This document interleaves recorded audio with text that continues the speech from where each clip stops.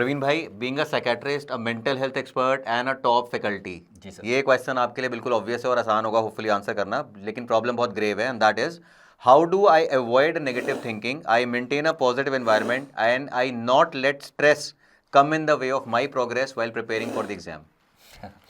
हाँ sir. So how do I avoid negative thinking? The answer is you cannot.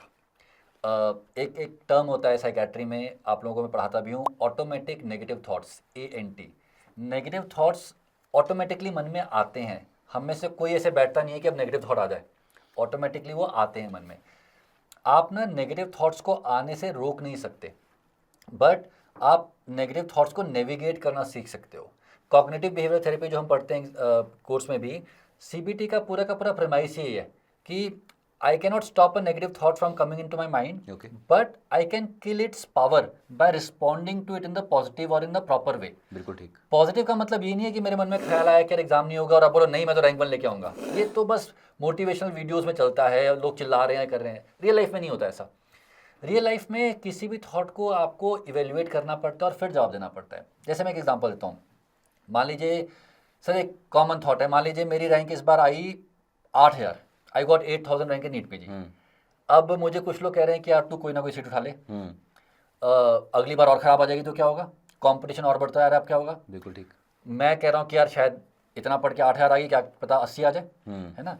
अब मेरे मन में डर लग रहा है, मेरे मन में नेगेटिव थॉट आ रहा है कि भैया अगर ख़राब रैंक आ गई तो सब हंसेंगे और क्या होगा मेरा। अब ये नेगेटिव थॉट है। अब इसको कैसे इवेल्युएट करना है? मैं बैठता हूँ, मैं कहता हूँ कि अच्छा मेरे मन में थॉट आ रहा है कि मेरी रैंक 8000 से ख़राब होकर 80,000 आ जाएगी।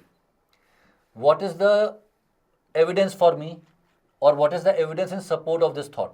मेरा मन मुझे ऐसा क्यों कह रहा है कि 8000 से 80,000 आ जाएगी? तो मेरा दिमाग में जवाब आता है कि भाई फलाने आदमी ने ड्रॉप किया था, उसकी रैंक तो खराब हो गई, तो ये एविडेंस फॉर आ गया। अब मैं अपने आप से पूछता हूँ what is the evidence against? ऐसा मेरा थॉट गलत है, इसका क्या एविडेंस है? अब मेरे मन में आता है कि एक आदमी की खराब हुई थी बट 99% की तो ठीक हो गई थी, बिल्कुल ठीक। रैंक इंप्रूव हो गई थी। अब मेरे ब्रेन में सर एक लॉजिकल आर्गुमेंट चल रहा है, 1% got his rank worsened, 99% got their rank improved. अब मेरा brain is going towards something. ठीक है। फिर मैं 2 सवाल और पूछता हूँ, what is the worst outcome? मेरी जो पढ़ाई है इसके बेसिस पे मुझे क्या लगता है वर्स्ट आउटकम क्या होगा? तो मेरा दिमाग कहता है यार अगर मैं वर्स्ट से वर्स्ट भी लेके चलूँ ना तो मेरी रैंक 8000 की 8000 ही रह जाएगी। What is the best outcome? अगर मैंने तमीज से पढ़ाई कर ली तो मैं टॉप 100 में आऊँ या ना आऊँ, मैं टॉप 1000 में जरूर आ जाऊँगा। बिल्कुल ठीक। This is one of the, मैंने क्या बोला, बेस्ट आउटकम बोला मैंने, sorry. So what is the best outcome? Best outcome ये कि मैं टॉप 100 में आ जाऊँगा। अब आखिरी question, what is the most likely outcome? अब मेरा दिमाग कहता है कि अगर तूने ठीक से पढ़ाई कर ली तो तू 8000 से कम 500 में तो पहुंच ही जाएगा। अब हमारे दिमाग को डिसीजन लेना है according to the most likely outcome, not on the basis of the best outcome, not on the basis of the worst outcome, but on the basis of most likely outcome. क्यों?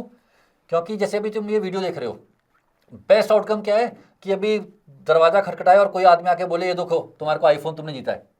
Worst outcome क्या है? ये phone फट जाए और तुम्हारे हाथ में चोट लग जाए। मोस्ट लाइकली आउटकम क्या है? इनमें से कुछ भी नहीं होने वाला।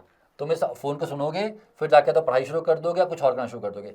हम अपनी जिंदगी मोस्ट लाइकली आउटकम के बेसिस पे जीते हैं। That is how you should live your life. We do not live our life on the basis of the worst outcome. ऐसा तो है नहीं तुम फोन को दूर रख देते हो कि कभी भी आग लग सकती है, अब लग तो सकती है बट ऐसा करोगे तो नहीं ना। आपको पता है कि मोस्ट लाइकली ऐसा कुछ नहीं होने वाला और आप फोन को स्क्रॉल कर रहे हो, आप पढ़ रहे हो, जो भी कर रहे हो। वैसे ही when it comes to other situations of life, do what is going to happen in the most likely way and that is your rank would get improved. Now इसी फंडा को उठा के कहीं पे भी लगा दो, किसी भी सिचुएशन में लगा दो, आपको वही सॉल्यूशन मिल जाएगा। मान लो सर, सॉरी थोड़ा लंबा कर रहा हूँ इसको, मान लो आपने कुछ गलती कर दी। अब आपको डर लग रहा है कि पिताजी तो पिटाई कर देंगे, पिताजी घर से बाहर निकाल देंगे। अब आप बहुत टेंशन में बैठे हो।